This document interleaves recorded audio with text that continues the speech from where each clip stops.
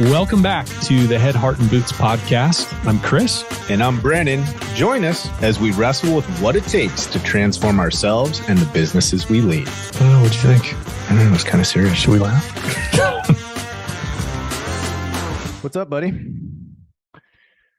Ooh, not a whole lot, man. I'm starting to get the hunger pangs. Ooh, it is that time of day. Yep. It's that time of day. All right, dude. I got a topic for us. Got a show for us this week. Right on. I'm a fan of Ed Mylett. I'm aware of that. You've picked up on that. Yep. Renowned speaker, big author, dream someday. Fellow life insurance guy.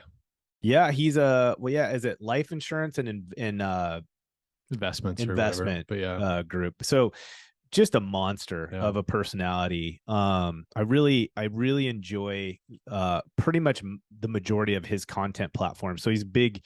Max Out podcast is his big platform. He's just finished his second book, and that's actually what I want to talk about. I wish this was the surprise that I get to tell you that Ed is on the show. Unfortunately, that is above our belt at this moment in time. But I don't know about that, dude. I think we can go get him. I'd like to get him on the show. He's a neat personality. Anyways, here's what I like about Ed Mylett. So again, guys, Ed Mylett, Instagram, YouTube. He's got a podcast, Max Out. His first book, I think, is Max Out. Yep. The new one is The Power of One More. Ooh, and you're gonna like it. So here's why I like Ed Mylett. The reason I like this guy is he has taken a really interesting approach to the way that he has developed his influencer personality. Let's call it that. So success-wise, the man has built a massive financial advisory organization. I don't believe he founded it. I believe he came in as a member. World Financial Group. Right. So I don't think he was the founder. No. But he now is I believe a managing partner and or a major part of that organization, and has built a just massive platform of wealth. I think he's estimated to be worth 400 or so 500 million. Clearly knows how to win. This guy is an aggressive performer. He is an kind of on his way to be a professional athlete. Some things happened that were not great, injuries that ended up changing the direction that he went, but he applies that. So just like when you think about elite level performers where they're able to do things that are just abnormal, he's done that in business and he continues to be successful. But the reason I like him is that he remains humble, and the way he treats people is really interesting. He's very much guided by his faith and his beliefs, and has just really come at this from this top of the line kind of way. Cares very much about the intentionality, what he's saying, why he's saying it, the perspective that people would have. He's not just a shock jock. It's different. Sure. It's a bit more profound. Anyways, his most recent book is called The Power of One More, The Ultimate Guide to Happiness. And so I've been listening to this book, and bare bones simply boil it down to this one concept, and it's the compounding positive effect that adopting the mentality of I'll just do one more has on business, life, all the things. And over the last few weeks, we've been discussing things like these 4 commitments or the 4 agreements. And in those 4 agreements, there's some really neat core behaviors or perspectives or promises to make to yourself. And it was funny because in the back of my mind, the whole time we were doing those episodes, I was thinking in my mind, because I've been reading this book of Ed's of Just One More and how applicable it was. So here's some interesting examples of where this kind of comes into play, and we can ping pong it back and forth a little bit.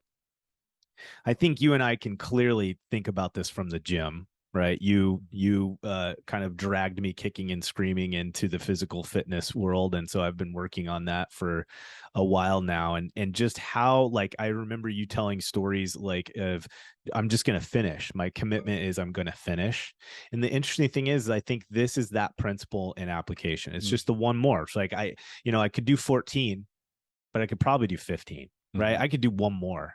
Mhm. And this applies to it might be one more cold call, Mhm. right? I could make one more stop, Mm. right? I could actually make one more attempt to get that deductible collected today. Mm. I could go ahead and make one more phone call to follow up on my AR aging. Mm. I could book one more one-on-one with one of my downline employees this week. Yeah. Right. Like, it's this idea of having in the back of your mind this commitment that anything that I'm doing, I'm always going to attempt. And it's not even an attempt. Right. I'm always going to do one more. I'm going to commit one more 5-minute block to this thing. I'm going to protect one more day to do XYZ. And basically what he's saying is that when we start approaching our lives, our business, our projects, our relationships from this mentality of whatever the thing is, I'll go one step further. That's really what we're talking about. Right. So this is going to apply, like, I was thinking about when we create systems and processes for our teams, or we're communicating hard concepts or changes and initiatives or focus, and just this idea of, I'm going to take one more minute to flush this out with my key leader. I'm going to take, right, it's not just this numerical value of doing one more count. It's this, I'm going to commit to take that one step further than what the baseline is. And just allowing that to literally permeate anything and everything you do, unless it's like, drinking beer. It's probably okay to not, I'm just going to have one more, right? We probably don't need to apply the same muscle there, but I'm just going to have one more quarter of the pizza because I'm only going to eat one more half. No, that's only. I'm the kind of person that always does one more. You can see how this could spin out from under you if you're not careful. But I don't know, man, that has just been hitting me because, in full transparency, right? I feel like half the time we do these shows, I'm like on confession. I've been struggling with this. I kind of fell off the discipline horse, and I've realized that when I do, it's normally not in just one area of my life. Yeah. I haven't been as much of a zealot in the gym as I should be. Okay. It's like, I'm struggling to get 3 and 4 days in right now. Yeah. I mean, mental battle. Okay. Yes. Yeah. Our business, right? Like, so much of what we do come on, it's not even our business. This is everyday life. Yeah. I have not been doing the one more. It's been more like, what do I have to do? Yeah. Right. Versus, here's the line and I'm going to step over it one time. And so this morning I was listening to my book and I'm getting ready to jump in the shower. And so pre-workout or post? No, this is, I didn't work out. Okay. Yeah, this is exactly where my confession. So you got out of the shower. So did your workout. Thanks for the shame and guilt. No, so I was getting ready to go in the shower, and so I'm like, okay, baby steps to get back on the horse. I didn't go into my garage and do my workout. I've did nothing basically valuable, and so I pushed my time, and now I got to get to the office and start our day. And so I did a big fat set of push-ups before I got in the shower. Just something, right? Yeah, dude. And normally when I try to bookend a couple sets of push-ups during the day. And so I try to do 30. I just want to get through 30 every time. Yeah. And so I did 40. Oh, right. Yeah. Right. Now. So in context of doing a full-blown workout, not very impressive, but from the one more mentality, that's what I was thinking in my mind. It's like, okay, Brandon, let's not get caught up on the full-blown workout. That's not where you are right now. And we're not there, but you are about to do push-ups. How many are you going to do? It's like, well, I'm going to do 10 more because then I will feel less guilty about not working out. Right. The power in this though, man. And it's like the saying, a death by a million paper cuts. Yeah. That's essentially what this guy is saying. And the interesting thing, of course, about Ed is that he's kind of built an entire empire on compounding interest, right? And the whole concept behind it. And so when this guy says things like, certain things compound, like he's really, really knows firsthand the profound impact of consistency and these small disciplines done over and over. And Ed Mylett is also the kind of guy that he is the author and the speaker that's really brought my attention to this idea of building trust by following through for yourself and with yourself. Yeah. And that deep confidence that comes from that. That's Ed. Like that's a really major part of his messaging. And this is an element of that. It's like every time we show ourselves, like 10's the number and we do 11, or 5 minutes is the number and we do 6 minutes, right? We make one more phone call.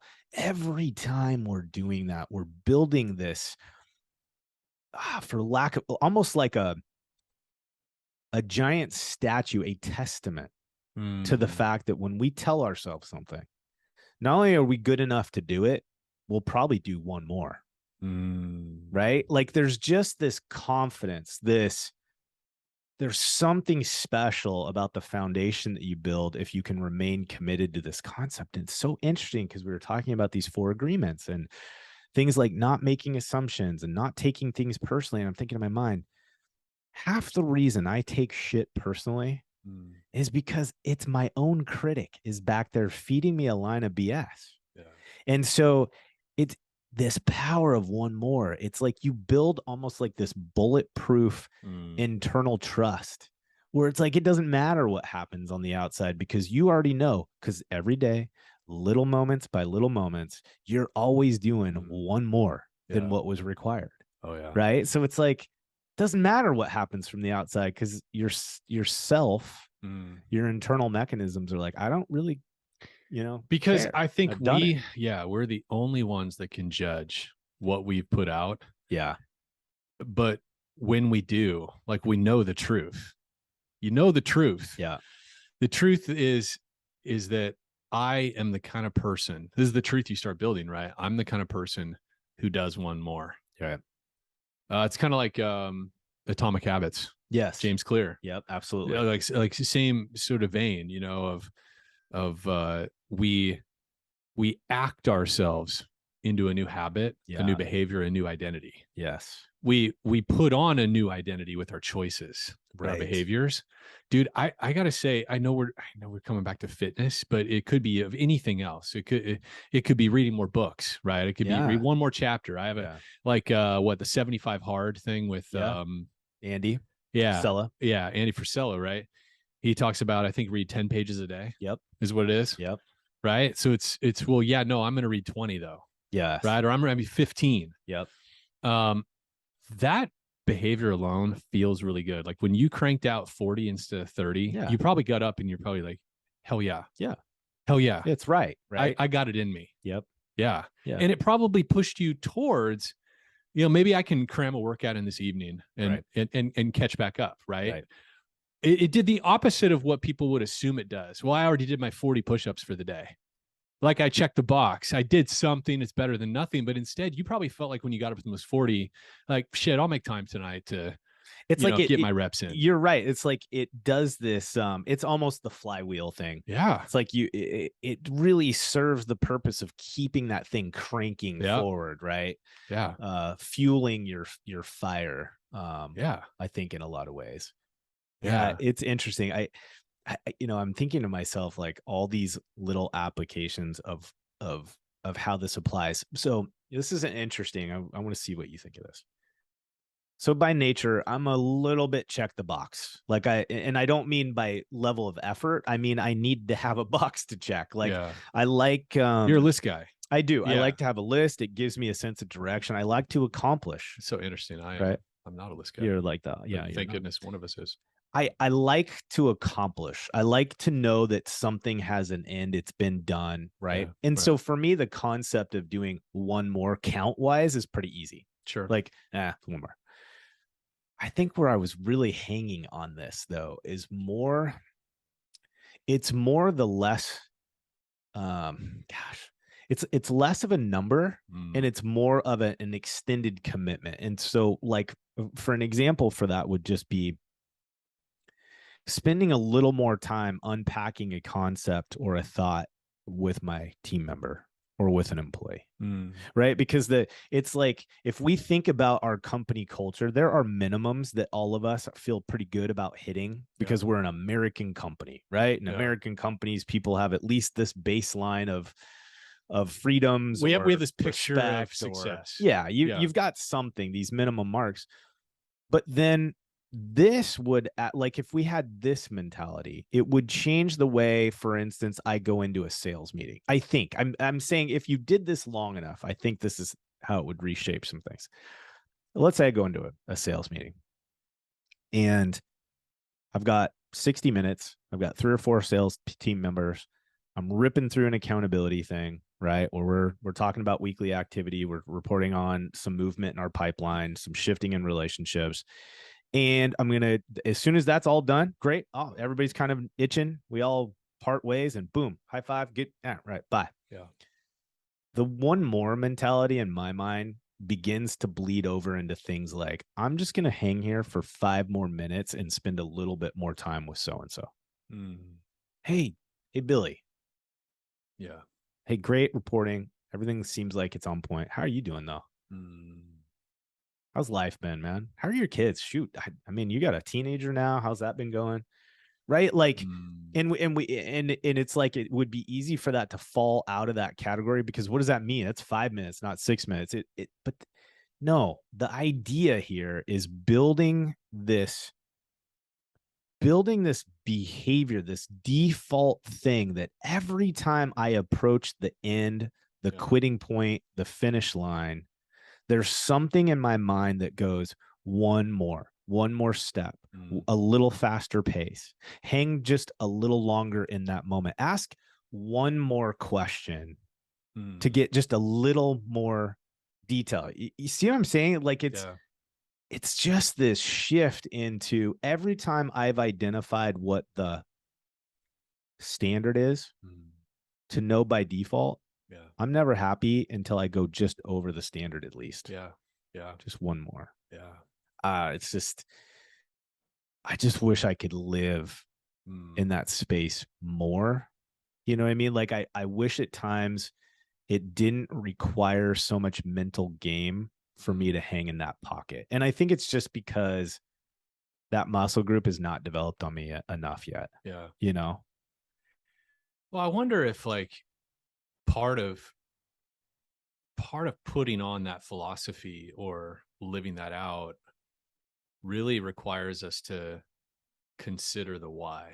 Like, you start to think about, so again, kind of a weird example, but like, my son, Simon, he's my youngest boy. He loves affection. Like, he's our most affectionate kid. He's a hugger. He, like, wants to snuggle on the couch. You know, he likes to snuggle and watch a movie. He loves, like, when he was little, I mean, he'd love to be carried and, like, slung on our shoulder. He just loves to he's very physical. And he'll ask sometimes when we're watching a movie or reading books or something at night, he'll be like, hey, can you rub my feet, Dad? Like, that's his thing. He likes his feet rubbed. And me, if I'm honest, I'm generally in a mode of minimum effective dose. I'm like, minimal viable product. Okay, I'm like, a little rub on both sides. Like, all right, cool, dude. I'm up. How was that? Was that good? Check the box. I checked the box. Right. And last night he was rubbing feet. I was like, hey, can you rub my feet, Dad? And I kind of got to my end, and I was thinking, and I was looking at him, and he was reading a book while I was rubbing his feet, and he was just he was in pure pleasure. He's reading a comic book he loves, and Dad's rubbing his feet. And I just, for whatever reason, that moment, I was present enough that I'm like, this moment right here is why I do everything. You know? Like, I thought, number one, you know, I've been talking about just how, as I've gotten in my 40s, I'm just more present to the fact that I don't know how much more time I have. I don't know. You're not going to live forever. And I looked at him across from me, and somehow I was able to see that in the moment. And I'm like, nah, I can do another 5 minutes. I'll do another 10 minutes. I probably should just stay here as long as he wants to. Like, this is life right here. Yeah. You know what I mean? Oh yeah. But how often do I just stop at what's asked or what's required? Yeah. And then I miss those moments. Man. I miss them. I miss, you know, I'm not pumping myself up, but there was just a very real organic, like I made the right choices, Dad. Yeah. It made me feel like a good dad. Right. Right. Yeah. Cause when it's all over, when it's all over, it was like, it's probably all the little things that we've been too busy to commit to, or that we quickly disconnect from and check the box and hit the minimum and move on to, that will be all the things that matter the most to us. Oh man. Isn't that weird to think about? It really is. I mean, there's just a reality. Like I think about that, you know, we've got some really interesting things happening in our family right now that, you know, for protecting the team there, I won't talk much about, but it's just normal. It's nothing sinister, just normal it's family life stuff. Yeah. It's life, and life. We are humans and we are super fragile, and disease and pain and all the things, right? Anyways, it's interesting how this one more mentality can play into the, how do I support my wife right now as she's just kind of, you know, eyeballs deep in some realities with her family right now. And it's like, this is that place where that one more mentality can carry into. It's like, you know, we're sitting on the deck and having a conversation. Like, can I ask one more question? Can I pause just for a few more minutes before I jump into whatever? Can I, you know, I don't know. It's so universal in nature, the application. And I think, you know, we've been talking so much about this quiet quitting thing recently, or I don't know if too much is, or a lot is reality, but we've talked about it quite a bit. And you know, the interesting thing in that place is just this balancing act. Like, really, it's about, if we take it from its rawest form, it's this idea of people not wanting to give too much. They want some balance. They want to be valued. They don't want to be taken advantage of. They don't want to be ground into the dirt, you know, and thrown out. And I get all that. One of the things that I've seen a lot lately from an employee's perspective, and I was guilty of this at times, where we want to be recognized for, paid for, titled for what we're capable of. But sometimes, maybe more times than we want to admit, we withhold actually doing what we're capable of until we're recognized and paid for what we're capable of.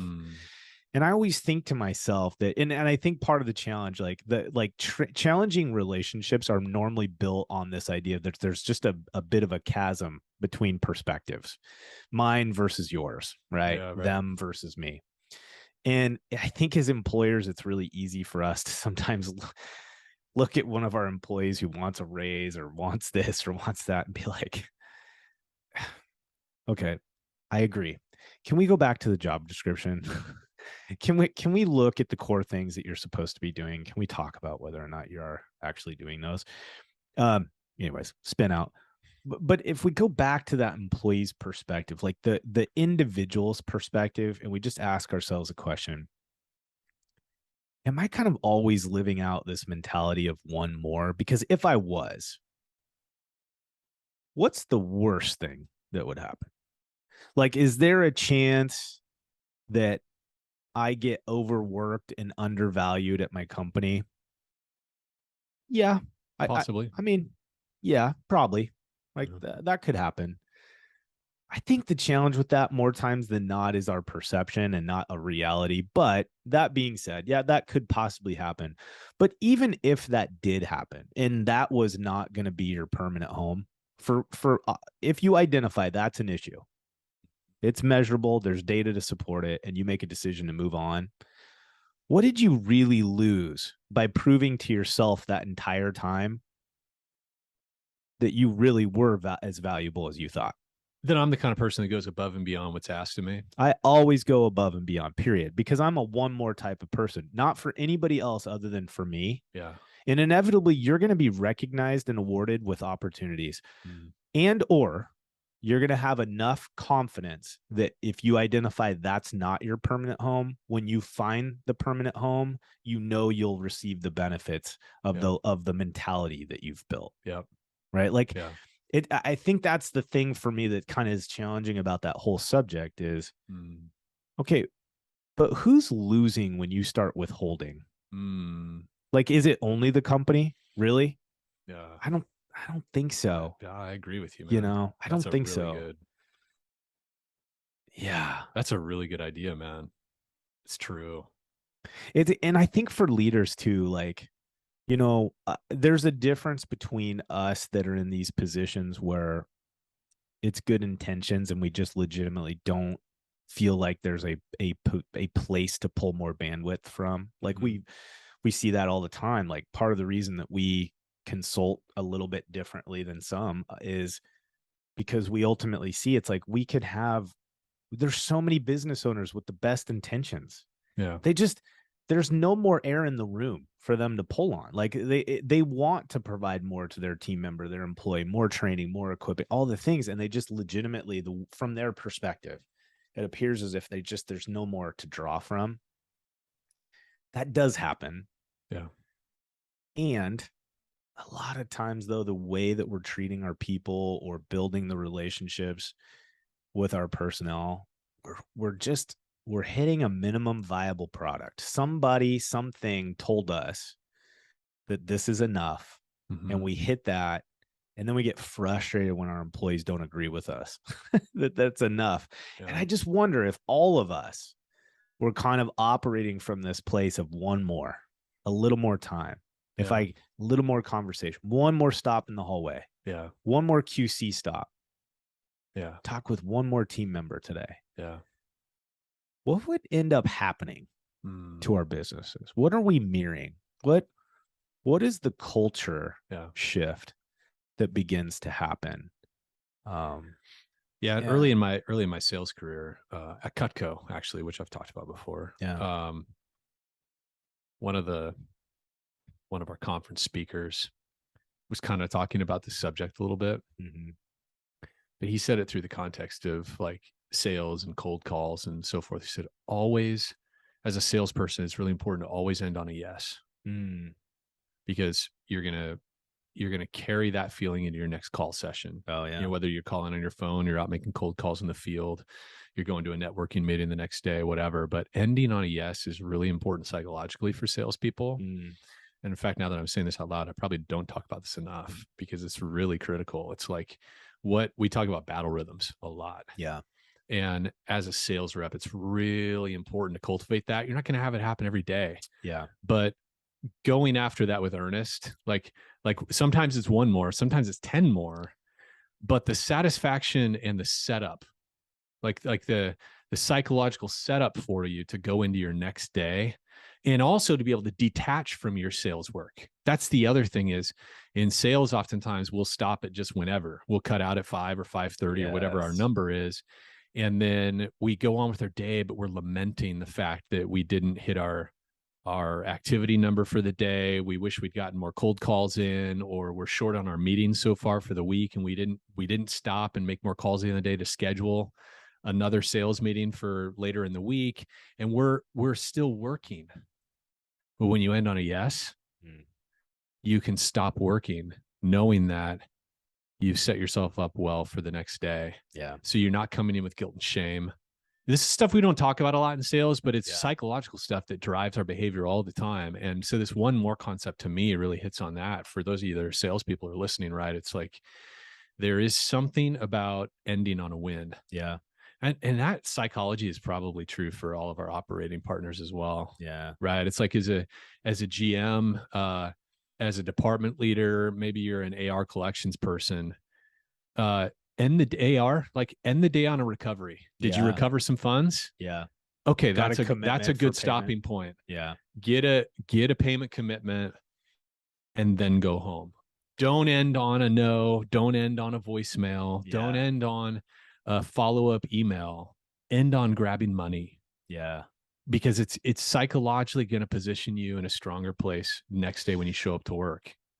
I feel like it's funny because some of this is like, is it the chicken or the egg?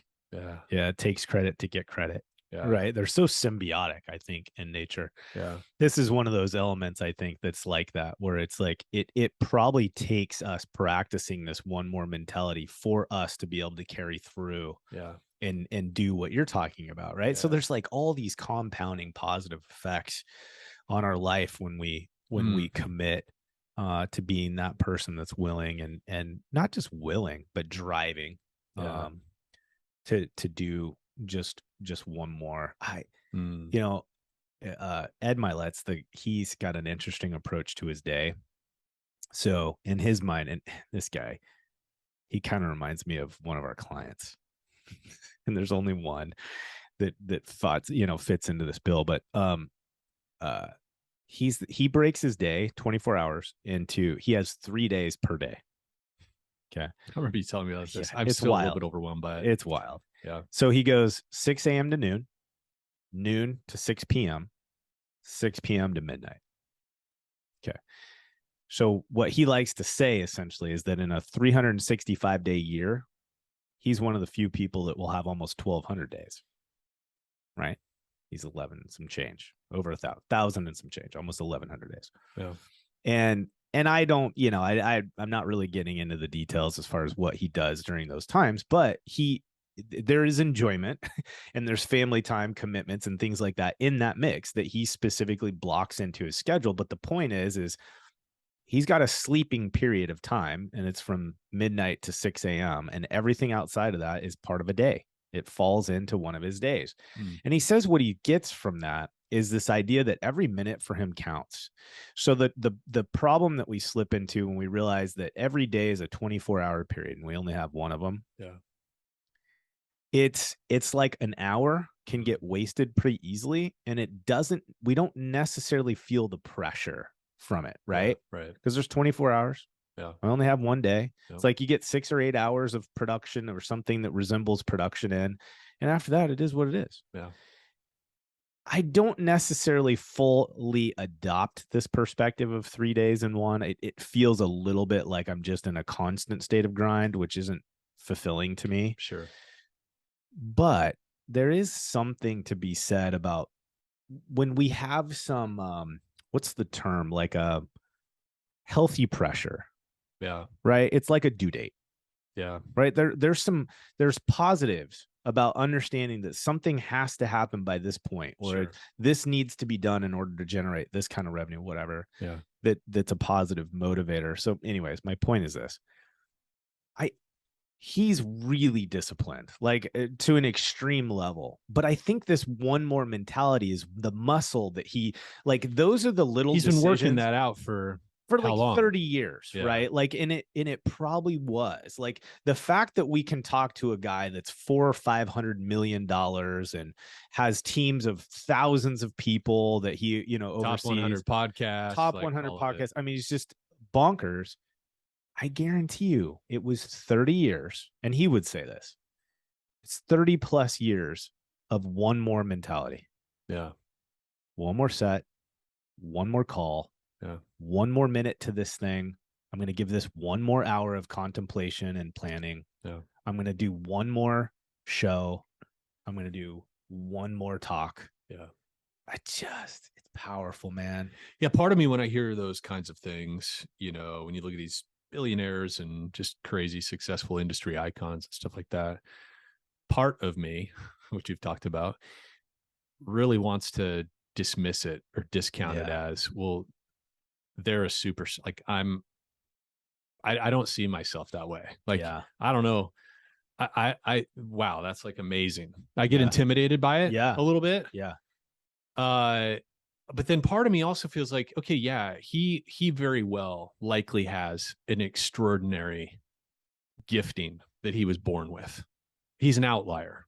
He started as maybe an outlier, but I think then when I start to just process that and let it be, it's like, okay, yeah, he's an outlier. He's a $400-500 million guy. He's like super, super disciplined and measured and everything else.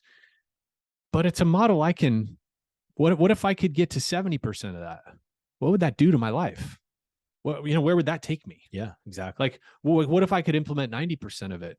right? Yeah. And what if I had 90% that discipline? How would that impact my current life and circumstances and my effect that I have on other people, my influence and finances and everything else? Like, what if? Enormous. So what if I'll never be him? But I do this. I wrestle with this sometimes, you know. It's like you look at Elon Musk and you look at all these figures that we deify. Yeah. And the reality is there's outliers in the world. Yeah. And they do tend to rise to the top because they have extraordinary gifts and discipline or whatever, or just energy. Yeah. I mean, there are people Sometimes in the world. it's just energy. There are people in the world that are not me that can routinely operate on 5 hours of sleep. Yeah. It's just not me. And I don't think it ever will be, you know? Yeah. But then when I just take a step back and I'm like, all right, well, so maybe I'm not Elon Musk, but can I adopt his principles? Can I put on his behavior? And what would that do for me? Yeah. You know? No, I think you're spot on. And I think like a guy like Ed Mylett would be the first to say, you know, like with anything, it's context, right? Like we've talked about like, you know, scenarios where somebody's experiencing some level of loss or sadness and how it can be very dangerous for us to look at whatever it is that they've experienced and reflect on it as a comparison to what we've experienced. And then from that place, the value of how sad or how hard was that experience for them. Yeah. I think the same applies to these kinds of things too, where it's like, look, the context of one more for a guy like Ed Mylett might look drastically different than one more for me. Yeah. But that's only because he's been doing it for 30 years. Yeah. But it all started with one more set in the gym. What kind of person would I be if I did this one more thing for the next 30 years? Yeah. What would I don't know. That's exactly it. I don't even know. Question. I don't know. I think right. Eckhart Tolle gets to this like, who are you? Well, that's a great question. Yeah. What are you capable of? Great question. Do one more for 30 years and find out. Yeah. Right. And dude, for our business, listen, for our business owners and key leaders out there that are listening, like, of course, this show is always for everyone. But I see and dude, my heart feels the weight of when we're trying to build something and we're trying to cast a vision that people are excited enough to participate and follow us. It's exhausting. It's exhausting. And you're playing this ping pong game of, I have empathy for them. I'm so pissed off at them. I have empathy for them. I'm wore out by them. I have empathy from them. I'm so irritated. The back and forth and the back and forth. And it just is nature. It's okay. Yeah. But man, if we can start falling into this position or leaning into the one more, what does that do? Like, again, I've said this, we've repeated it, but one more stop in the hallway with a person, one more minute in the morning on your way to your office, just give that employee one more minute. Yeah. What would you learn? What would happen? One more second to consider their perspective. One more pause. Yeah. Right. One more attempt. Yeah. Okay. Here's something, guys. One more is going to count for tries as well. Like, how many times have we tried, in quotes, to do something at our job or our company or implement something and it fails to get implemented and then we just give up? We discard it. We discard it. Good. It's not important enough. Good. Yeah. You know what? Other companies worry about that. I don't really have to. I'm already such and such. We're already this big. What if we just tried one more time to put that process in place? What if we tried one more time to have that hard conversation with our employee about attendance? Right? Like, I don't know, man. Yeah. It seems so universal in nature. Dude, I'm glad you brought this up. I'm glad this was our topic. It's inspiring. Yeah. Just got to eat it, sleep it, and breathe it, you know? Yeah. Okay, gang. Thanks for hanging out with us. Yeah. And if you want to hang out with us some more, there's different ways to connect with Floodlight. We've got some cool things cooking. So you're gonna hear a few changes to the podcast, you know, over the coming weeks and months. But for the time being, great way to connect with us. Go to our website, you know, check out some of the other services we do. We've got the Commercial Sales Master Course. If you're trying to really make a concerted effort to figure out commercial sales and build an operation for your team. You're onboarding a new salesperson is a great turnkey tool for that to get them up to speed. For sure. Brandon and I do live workshops, and we have a few holes in the calendar here coming up end of year and Q1 of next year. Yeah. And then sharing is caring, right? If you enjoy the podcast, one of the great things you can do is, leave a review on Google for Floodlight Consulting Group or for Head, Heart, and Boots podcast, and or text the show to your friends. There's a little share button inside your, podcast app or Spotify. Share it out to a buddy, another colleague that you think might get some value from it. It's kind of funny on along those lines. We have more people listening to our show now that they're not even they're not in the trades. They're not in our industry. They have nothing to even do with service companies. Oh, that's right. Yeah. My gym owner. He's one. Gym owner. Yeah. It turns out Joey Coleman is like a kind of an icon in the gym industry. His first 100 days, gym owners take it really seriously. Which makes sense. It makes perfect sense. And it's a great little petri dish of service. Gym business. It's all about how you make people feel and all that kind of stuff. So he was all into it. And then he started listening to the rest of our catalog and he's like, oh man, there's a lot of good stuff. Yeah. So anyways, the only reason I say that is don't make assumptions and share it out. So anyways, okay, gang, thanks a lot. We'll see you later. I'll be the same. All right, everybody. Hey, thanks for joining us for another episode of Head, Heart, and Boots. And if you're enjoying the show, or you love this episode, please hit subscribe, write us a review, or share this episode with a friend. Share it on LinkedIn, share it via text, whatever. It all helps. Thanks for listening.